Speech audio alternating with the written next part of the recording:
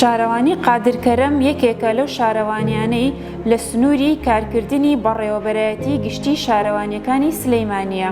ناحیەی قادرکەرەم سەر بە قەزای چەمچەماڵە و سەر بە پارێزگای سلێمانیە.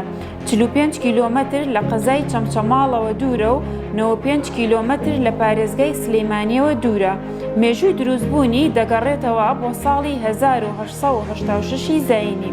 ژمارەی گوندەکانی دەوروبەری 53 گوندە لە سەردەمی ڕژێمە یەک لە دوایەکەکانی عێراق سێ جار کەوتۆتە بەر شاڵاوی ڕووخاندن و ئەنفال. ساڵی 1963 لەلایەن حرس قەومی ڕووخێندراوە. ساڵی 1975 لەلایەن ڕژێمی بەعز دووبارە ڕووخێندراوەتەوە. ساڵی 1970 لەلایەن ڕژێمی بەعز بەر شاڵاوی سێی ئەنفال کەوتووە. ژمارەی قوربانیانی ئەنفال 1824 هاوڵاتی سیڤلە. دیارترین شوێنی قادرکەرەم مەرقەدی شێخ حەسەنی قەرەچێوارە کە مێژووی دروستبوونەکەی بۆ ساڵی 1886 زاینی دەگەڕێتەوە.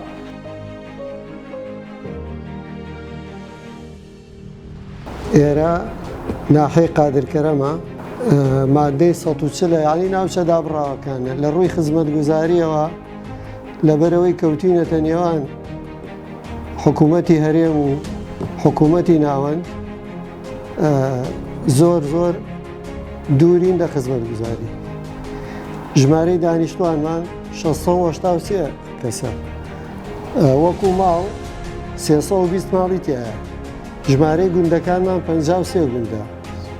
شارەوانیمان 19 کارمەندی کاتی و 16 کارمەندی هەمیشەیی تایە.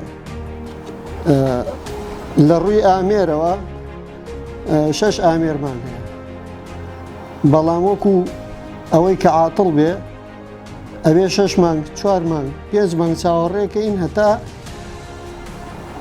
ئەتەڵەکان چاکەین. یانی بۆ نمونە پاتریەکمان بێ ئەوێ 4 مانگ چاوەڕێکەین، لەو 4 مانگە دەرخستەیەکشی بۆ ئەکرێت هەتا دەرخستەکە دێتەوە نرخەکانە گۆڕێت. یعنی ئەگەر هاوڵاتیەک لافاوێک ڕوو بدا و پێویستی بە من بێ ڕووزەر دەبن پێی بڵێم ئاتڵە گەڵابەکەم یا شۆفڵەکەم ئاتڵە. دوو تەنکەرە، یەک گەڵابەیە، یەک شۆفڵە، تراکتۆرێکە. پیکابێکیشمان هەیە، ئەوە مودێل 2002. وەکو دابینکردنی ئاو بۆ ناوچەکە، ئاوی خواردنەوەمان لە کۆرومۆرەوە دێ 20 کیلۆمەترە بە بیرە و ئەکرێتە تانکیە و تەوزی ئەکرێ، بەڵام بەش ناکە وەک دانیشتوان بەش ناکە ئاوەکەمان. چکە کۆرومۆر یەکەم دوورە، دووەم بیرەکانیش ناتوانێت تەغزیەی ئەو هەموو دانیشتوانە بکات. چەند گوندێکشی لەسرە. لە ڕووی پرۆژەوە لە 2013ەوە یەک پرۆژەمان بۆ نەکراوە وەکو پرۆژەی گەورە، تەنها پرۆژەیەکی ڕاستەوخۆ بای 56 میلیۆنە مەجاریە، ئەوە تا ئێستا تەواو نەبووە، لە قۆناغی تەواوبوونایەوە خەریکی دەفنین. بەڵام وەکو ئاور لێدانەوەی حکوومەتی هەرێمی کوردستان لەبەرەوەی دوورە دەستین و سەر بە دوو حکوومەتین زۆر یعنی کەم تەرخەمیە، هەستەکەم کەم تەرخەمیە. لە 2013ەوە یەک بەرپرسێک نهاتوێتە ئەم سنوورە لەم ڕاگەیاندنەی جەناب پەنجەر. کێشەکەمان خەرجیمان زۆر کەمە، 750,000 بۆ هەموو پێداویستی شارەوانی و چاکردنەوە و چاکسازی و ئامێرەکان 750,000. ئەوە لەسەری ئەوە لەوەتی بوجەش پەسەند نەکراوە، لەسەر ساڵەوە وابزام کردویانتە 250,000. ئەوە یەکێ لە گرفتی دووەممان وشکردنی ئەم چەمەیە لە هاوینە کە گرفتمان بۆ دروستەکە باخەکانمان وشکە بێتەوە. ئەوە گرفتی دووەمە. گرفتی سێیەممان خزمەتگوزاری ینی نەکراوە بۆ ئەم ناوچەیە. ینی ئێستا ڕەسیف و مەجاری و کێربستۆنمان داناوە، بەڵام قیر نەکراوە. ینی ئێستامەوە 10 ساڵە. ئەم بەم 10 ساڵە ئەو خزمەتگوزاریانەی کراوە پڕە بێتەوە تێگەچێ لەبەرەوەی قیر نەکراوە یا کۆنکریت نەکراوە. اینجا ئەگەر بێتەوە ناو شارمان بۆ قیر بکرێ گەلێ باشە، لەبەرەوەی ئەوانەی کە پێشتر کردومانە ئەوانە شتێکەچێت مانگانە ئەوەی پەیوەندی بە خۆشمانەوە نەبێ ینی پرۆپۆزەڵ بۆ گوندەکانی شەکەین پرۆپۆزەڵ بۆ ڕێی گوندەکانەکەین بۆ ئاوی گوندەکانەکەین پرۆپۆزەڵ بۆ دایرەی کارەباکەین بۆ ئینارەی ناوشارەکەین دائیمە ینی دوو پردمان تێک چووە سەر بە ڕێگەوبانە هەموو ساڵێ دووجا دەرخستاکەم کاکە وەرن ئەگەر بە دەرخستەی منیش ڕازی نابن خۆتان وەرن تەماشایکەنەوە ئەو پردە ئاوەی بە ئەم ساڵ بە هیچ شێوەیە ئەو ڕێی کۆرومۆر نامێنێت.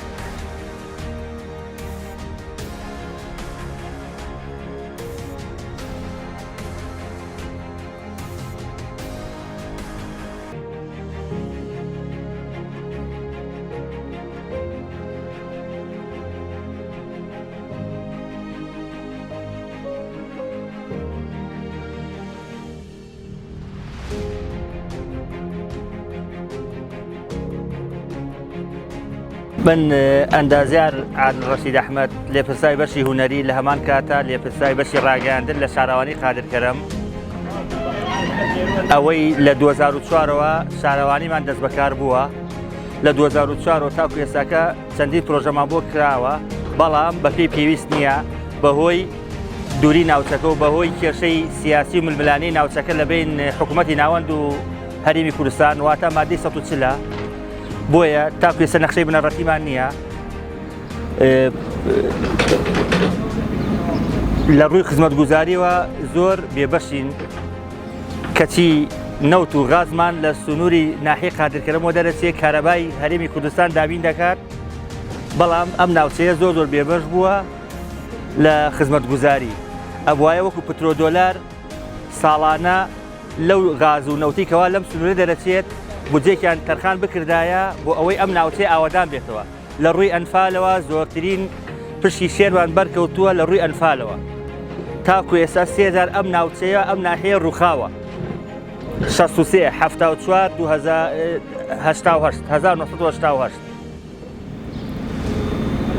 پرۆژەمان لە 2013 بۆ نەکراوە تاکو ئێستاکە تەنها پارەکە 2022 لەسەر بودجەی نەوت 56 میلیۆن دۆلاریان بۆمان تەرخان کردووە بە مەبەستی دروستکردنی ئەم ئاوەڕۆیە 250 مەترە بە شێوەیە ڕاستەوخۆ هیچ ترمانیش بۆ نەکراوە لەوە زیاتر. کۆمپانیای خۆڵ و خاشاک کۆمپانیای شکارمان لە 2010ەوە دەست بەکار بووە لەم ناوچەیە